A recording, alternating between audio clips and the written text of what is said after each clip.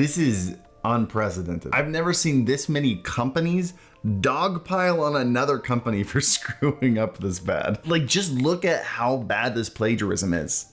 Like, show the quotes at the bottom here. That is a copy and paste. Like, how do you let this happen? And it gets so much worse too. This video is a little bit of a different one. I just kind of set up shop here in this mess of a transitionary stream room until like the big stream room is finished. We're getting close. We're getting real close. And by the way, if you'd like to see my live streams or what this stream room will eventually look like, go follow me or subscribe to me, youtube.com/HarrisHeller. I stream there every Monday, Wednesday, Saturday, or I did. I had a little bit of an interruption this week. We'll definitely be talking about the hilarity that is Streamlabs right now on the next stream. So jump into chat. I'll see you there. Link down below. So Streamlabs has a little bit of a dirty history. They have a reputation, by the way, of stealing someone else's work, not even trying to make it look like their own, and then just reselling it for a profit. This week they went just a little bit too far with a direct ripoff of a service called LightStream, and that started a domino effect. And now all the companies they ripped off have come back swinging on Twitter. Let's just run through the list here. Let's start with Elgato, and yes, they have actually ripped off Elgato. Elgato released the Stream Deck in 2017. You guys know exactly what the Stream Deck is. Very revolutionary, very creative product. Almost every streamer has one on their desk. It's a staple. And so in 2020, 3 years later, Streamlabs released Stream Deck. It's an app, by the way, that does the exact same thing as Elgato's Stream Deck app. Now, there are other stream control apps out there. For example, Touch Portal is really great, but why name it Stream Deck? Like, the tweet announcing that it's called Stream Deck still exists. They have since renamed it something much more original. Deck. Like, come on, guys. But the biggest call out, the one that surprised me the most, was actually from OBS. You know how there's OBS and there's Streamlabs OBS, or SLOBS, as a lot of you guys call it. See, I always assumed that there was a partnership between OBS and Streamlabs, and I know a lot of other streamers thought that too. Even big streamers like Ammunition tweeted out that they thought there was some kind of integration there. Just take a look at this Twitter thread with me. I'm gonna read the first one. It says, near the launch of Streamlabs OBS, Streamlabs reached out to us about using the OBS name. We kindly asked them not to. They did so anyway and followed up by filing a trademark. That's insane. Like, OBS is open source. OBS even acknowledges that a couple tweets later. There's nothing illegal about that.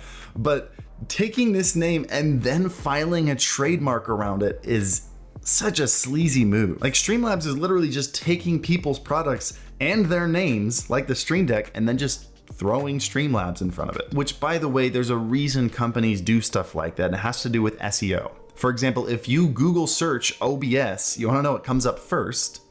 It's Streamlabs OBS, because they paid for an ad placement for when people search OBS, which in and of itself is not generally a problem. People put ad placement against their competitors all the time, but the problem is it's called Streamlabs OBS. And in the title of that search result, it says free professional OBS. They're trying to trick people into using their product, making them think it's the original, which is again, why a lot of people thought that these two made this product together. It's one of those things that's not illegal, but it feels like it's illegal. But the latest ripoff that got everyone up in arms recently has been the copy of LightStream, which is, by the way, a free cloud-based streaming service that allows you to stream directly from a console, like an Xbox, and still use webcams, overlays, alerts without having to buy a fancy streaming PC or a capture card at all. Streamlabs came out with Streamlabs Studio, which is essentially identical, but what got them in trouble was their landing web page. Like, take a look at these two web pages.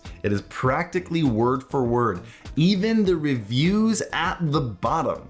Like, you can't make this up. They did come out with an apology on Twitter saying they were using it as a template and it was supposed to be revised before launch, but that only furthers the point and like proves their guilt. Streamlabs Studio was always meant to just be a reskinned ripoff of LightStream and nothing else. By the way, for this video, I did a little extra research. I actually subscribed to both services today and set up streams on each of them just to see how similar they were. They were pretty much the same thing.